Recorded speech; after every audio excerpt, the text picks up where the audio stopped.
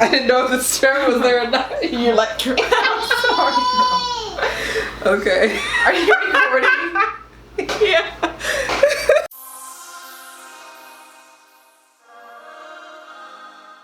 When I applied for this position, I applied for 5 different positions on the website. I applied for like 5, like cardio, neuro, hemo, NICU, women's health. So when the recruiter was going through and telling me the different positions that were available, she was like, okay, my question was this.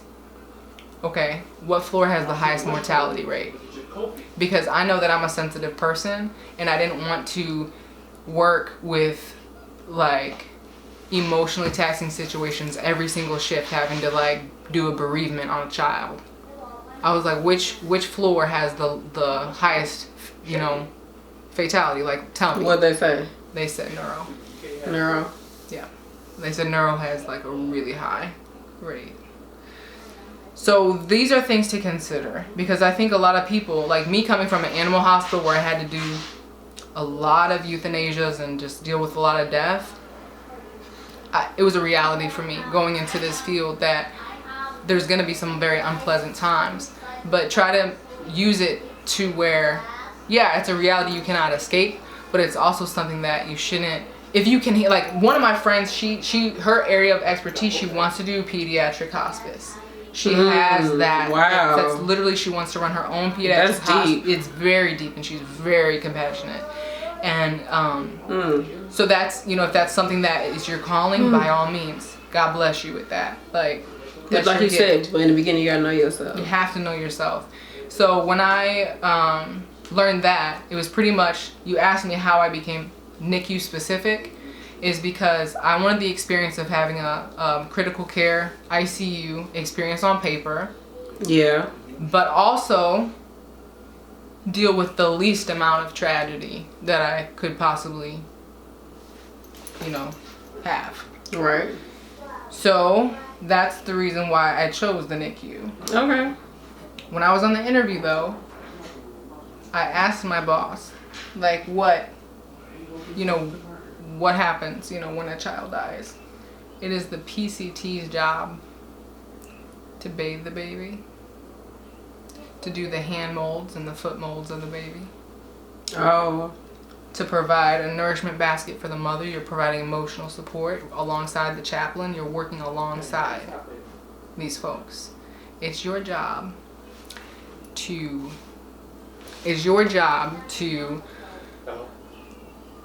take pictures of the child and the family during their last moment. It's your job, after all the bereavement's done and all of the machine is taken off, you watch that baby's last breath. The baby can range from 22 weeks or less to 6-7 months, even a year up in the NICU. Like we've had a baby be there a year. So that's something that's a very harsh reality, okay? And I hear people say, I want to be in the NICU, I want to be a PCT. Okay, you can do all those things, but you have to know that bereavements are going to happen, and that's a reality. That was going to be a deciding factor why I didn't take this job, because I'm like, I'd rather just go be a unit secretary than have to have the emotional like burden of watching a child's last moments. Like, this is really hard, you know, especially like I'm a very sensitive person, like, oh my gosh. So I talked to my sister, because after the interview, oh, by the way, it's also your job to take the baby in a shroud, which is a cadaver bag, to the morgue. You gotta do that too? Yes. Golly. Yes. You have to take the baby to the morgue. Dang, so nobody else comes and picks the baby up. You walk with security down to the morgue.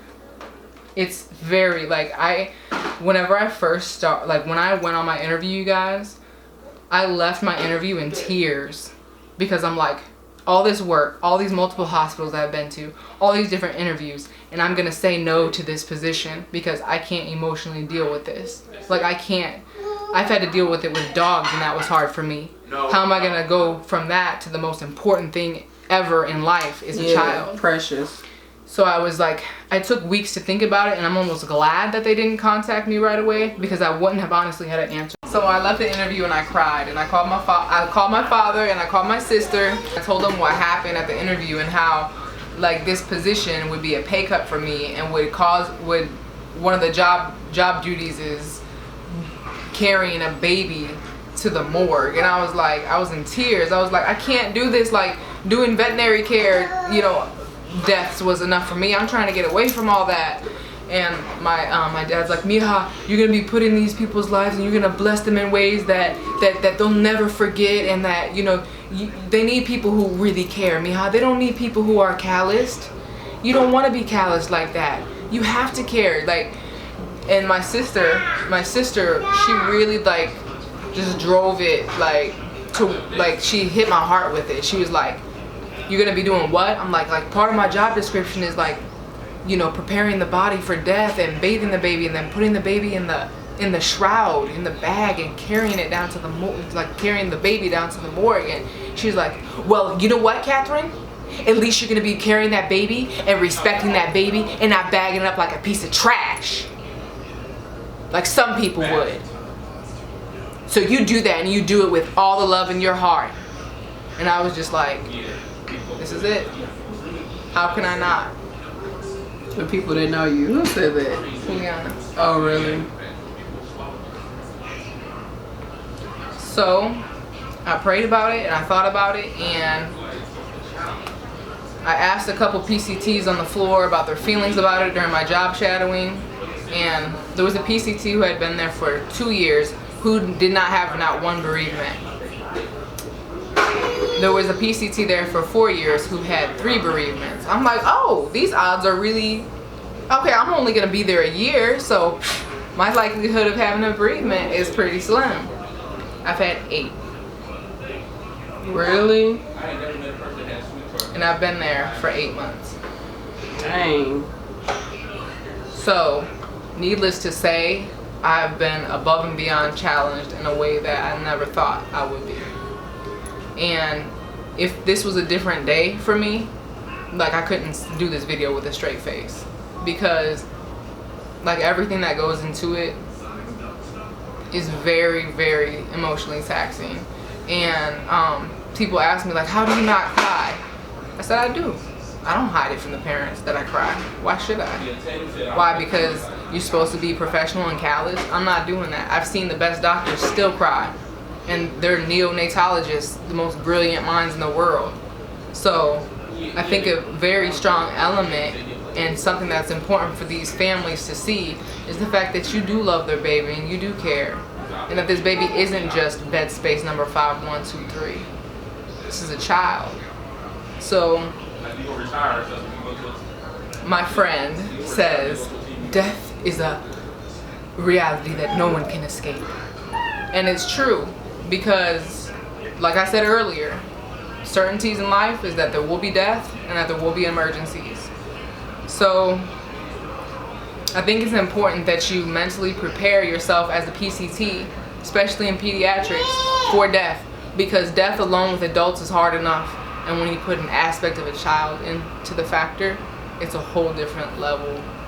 It's a whole different level that I can't prepare anybody for, other than telling you all the most compassion and the most like acts of kindness that you can provide for the family. You do that. You go above and beyond for these folks. And you know, when like the bereavements that I've done, it's like I treat that baby like it was my baby. So I know that if my baby were to pass somewhere, I would want someone treating my baby the way that I'm treating these babies. Mm-hmm. And it's really a blessing, really is a blessing to be able to be in a position to help at the most vulnerable and horrible time that these mothers will ever experience in their life. What's worse than that time? Right. Mm. So it's just a perspective thing, it's a strength thing, it's a sensitivity thing, it's a, you know, and talk about it. Don't go home and tell your family. Don't go home and tell your family. The only reason why I'm even speaking about this is because this is a nursing channel. I don't tell my partner about this stuff. I don't tell my parents about this stuff. I only tell my co-workers whose experienced it and who I can bounce those type of feelings off with, because the last thing you want to do is give someone secondary trauma because of your workplace that you chose. That's not fair to do to somebody. If you can't keep it to yourself, go tell a professional counselor, or go tell the grieving people at the chaplain services provided at the hospital, grief support system at the hospital, or your coworkers who were doing the bereavement with you. And I've done all of those things. I never thought about that, because I'd be trying to tell people like, I can't listen to that. I'd be like, oh, I just gotta get it out. It's so much to hold I in. never thought about like secondary trauma, because we see it a lot, you know. And I mean, it's totally different. We have totally different spectrums. I'm with geriatrics, you with peds, so it's like literally the beginning and end of life. Wow. So it's, you know, we see it. It's inevitable. Right. But it's just like you said, one thing to, you know, it's unnatural for that to happen to a child. So it's just like, yeah, that's a lot. It is a lot. And so that is something, like I said, that you have to consider as a PCT. Everybody, you know, might think, oh, you're just a PCT. You're not just a PCT. Right. At the end of the day, I don't regret becoming a PCT right now. I know it's going to make me a really good nurse. Do I have my meltdown days and bereavements? I do. I still do. And I don't prevent myself from crying. I don't prevent myself from feeling. In front of families, I don't prevent it. They appreciate it more. They appreciate it more when you care about their child. And crying is not a weakness, it's actually a strength. A weakness is being so callous that you don't know how you feel anymore. So just take that into consideration. Be the best that you can be. And do the best that you can do. And keep your ego at bay, because it's about the patient. It's not about you. There you have it. Your fave Nurse B is soon to be Nurse C. Yeah, so if you all have any more questions, put them in the comments section.